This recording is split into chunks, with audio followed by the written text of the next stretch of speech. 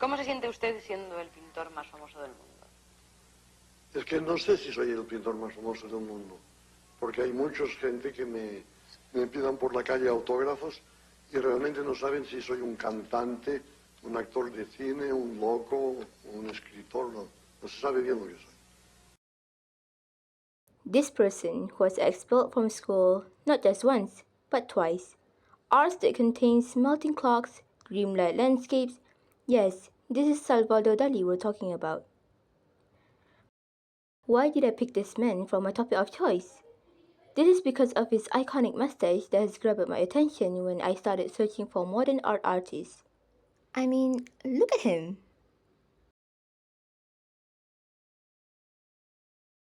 Salvador Dali, or known as Salvador Domingo Felipe Jacinto Dali y Domènech, is this how you pronounce his name?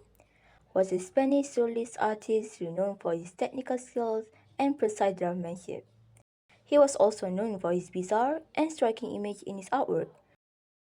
Born in 1904 in Figueres in Catalonia, he was a visionary from a young age, even if it meant getting expelled twice. Influenced by Impressionism and the Renaissance masters, he became increasingly attracted to Cubism and avant-garde, or known as advance-garde movements. If you don't know what avant-garde is, it is a movement that identifies an experimental of genre or work of art, and the artist who created it, which usually is aesthetically innovative, whilst initially being ideologically unacceptable to the artistic establishment of the time. He moved closer to Surrealism in the late 1920s and joined the Surrealist group in 1929, soon becoming one of its leading exponents. Dali assimilated a vast number of artistic styles and displayed unusual technical facility as a painter. His discovery of Sigmund Freud's writing on the erotic significance of subconscious imagery and his affiliation with the Paris Surrealists, a group of artists and writers who sought to establish the greater reality of the human subconscious over reason. This is when I learned that he uses his dreamscape in his dreams to create his paintings. How fascinating he can be!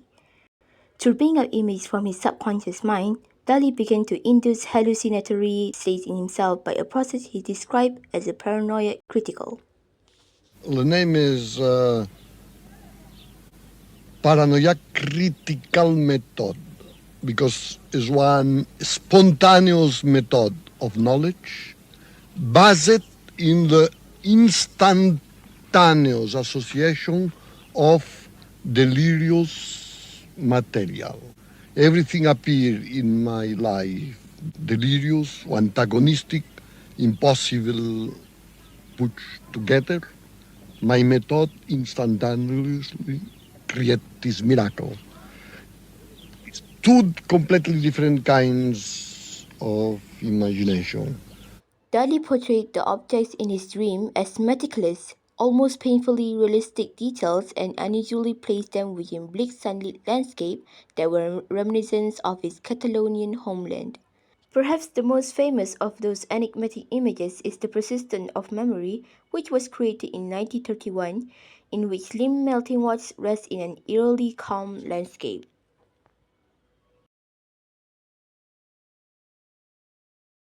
Dali was also known for his eccentric and theatrical antics. Watching one of his documentary videos saying he is not only crazy but also weird got me intrigued to know more about him, like his way of finding ideas for his painting. He wasn't just an artist, he was a living work of art. With his flamboyant mustache and theatrical antics, he blurred the line between reality and imagination. He himself also said that he doesn't understand his own painting, even if people try to find it by using scientific studies. Myself worked in my surrealism for 14 years and today no understand nothing of my work. No one understands your work today? No, a lot it is absolutely legitimate that other people also no understand. Because if myself don't understand, the other understand less. Dali once said, "I am not strange, I am just not normal." His eccentricity attracted both admiration and controversy, making him one of the most recognizable figures of the 20th century.